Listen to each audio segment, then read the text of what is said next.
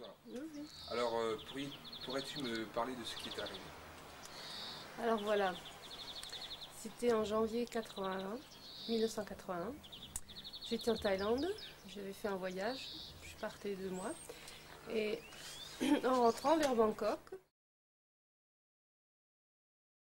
j'avais pris à partir de Phuket un bus de nuit et je me suis endormie. Et puis à un moment donné, j'ai senti une légère secousse et je sais pas, j'avais une sensation de malaise. Et puis peut-être 5 minutes après, le bus, enfin c'est-à-dire le chauffeur, il a loupé le virage, il a dû s'endormir. Et on a fait une chute de à peu près 8 mètres dans un ravin. Et, et puis bon, j'ai entendu des éclats de vitres, de verre, et puis plus rien. Et c'est à ce moment-là que je suis partie, je suis sortie de mon corps.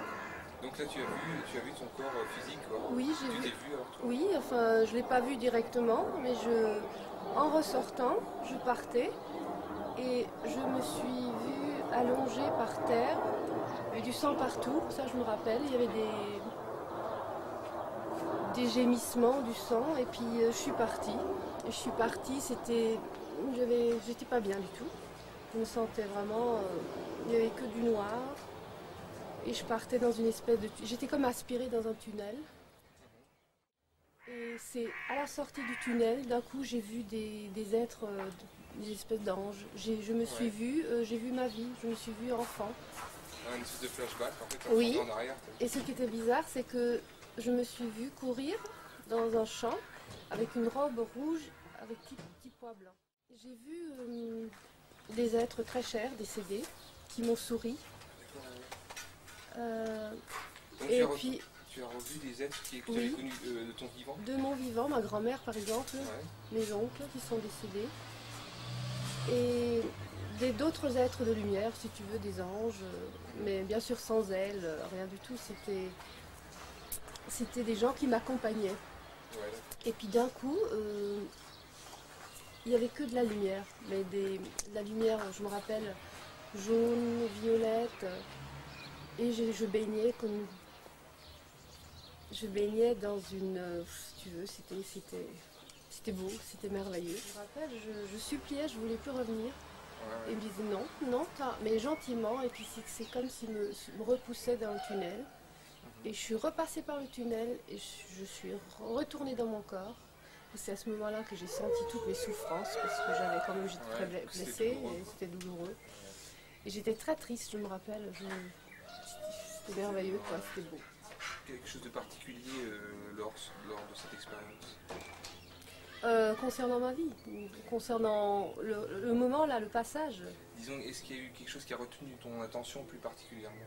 Oui, cet être de lumière. Ouais, d'accord. Et qu'est-ce que tu en as comme souvenir quand tu penses à ça, qu'est-ce que ça t'évoque? Ah mais ça m'évoque ce sentiment de paix, d'amour, de beauté. Et je crois que justement notre passage terrestre, on est là parce qu'on a un destin, ou un karma, ou n'importe comment on peut l'appeler, mais je sais qu'après notre mort, c'est beau, enfin, moi j'ai aucune peur de la mort. Non. C'était merveilleux, ça, je sais que c'était une beauté, il y avait...